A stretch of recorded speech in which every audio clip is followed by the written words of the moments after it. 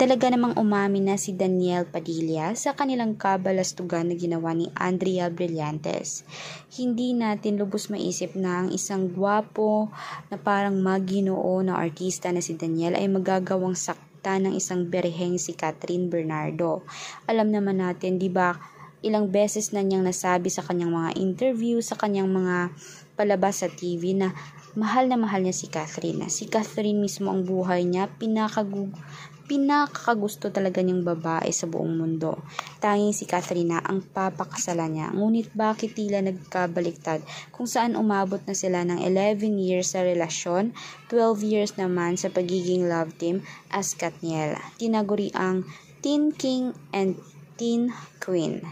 Kaya nga walang makakatalo sa kanila kahit sino dahil sila talaga ang pinakamasolid, pinakamaraming fan base.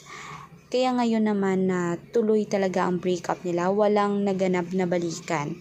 Dahil sinusuyo pa ni Daniel itong si Catherine. Si Catherine yung post niya. At kahit ganoon man ang nangyari ay mahal na mahal pa rin ni Daniel itong si Catherine. Ika nga niya. Gusto niyang ibalik ang dating meron sila. At ito naman si Catherine, mahal naman niya si Daniel. Ngunit tama na muna dahil masyado na siyang nasasaktan. Hindi pa enough ang sorry para naman patawarin agad siya. For more videos updates, mag-subscribe, i-click mismo ang notification bell, i-like at i-share ang ating videos.